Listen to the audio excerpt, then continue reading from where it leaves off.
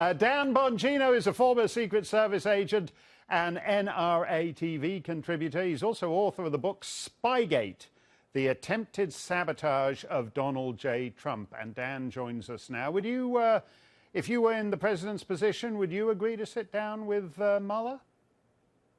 Heck no. Why? Mark, why should he sit down with Mueller?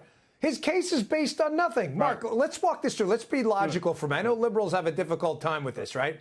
But this entire case as we know it is based on this dossier, this spurious, nonsensical dossier. Let's walk through what the FBI themselves said about the dossier. The director of the FBI said the information was salacious and unverified. The number two said they would have no investigation without the dossier.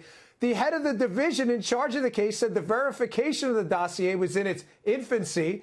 And the lead investigator in the case said there's no there. Right. Why would he sit down with this guy? This is obviously a trap. He did nothing wrong. Well, as you say, that's all logical, and I would buy that if, if somebody was trying this with Mr. Smith at the county court. But what about the politics of this? I mean, half the country is going to go bananas if Trump refuses to sit down with Mueller. So in other words, is the risk of walking into a perjury trap less than everybody claiming Trump's pulled off a coup because he won't sit down with this cockamamie guy who wants to talk about some lousy Steele dossier? You know, it's a great point, Mark. There are the political price and the legality of it are two different arguments. On the political front, which you asked, yes, there will be a price. But here's the problem I have with that, Mark.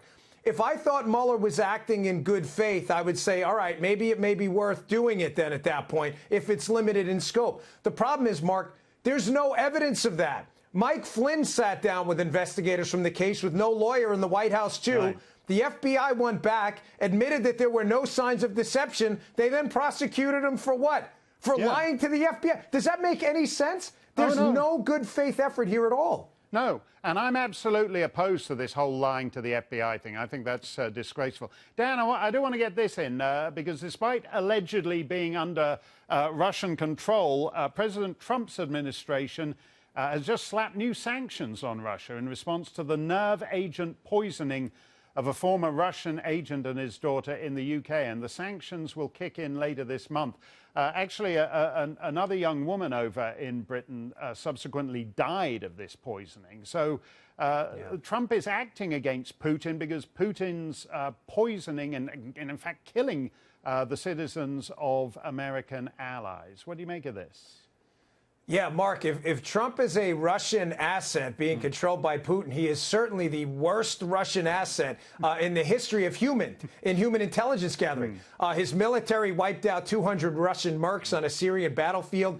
He has led the effort to cut off the Nord Stream 2 pipeline to economically damage Russia. Magnitsky's expanded that. I mean, Mark, listen, we're having conversations like we're rational because we are, but trying to get through the 6-inch thick skull of liberals who have committed to this Russian collusion thing is useless. Nothing we say is going to make a difference. Facts don't matter anymore. All that stuff you said, Dan, all that shows is that the conspiracy just goes deeper than any of us could possibly suspect.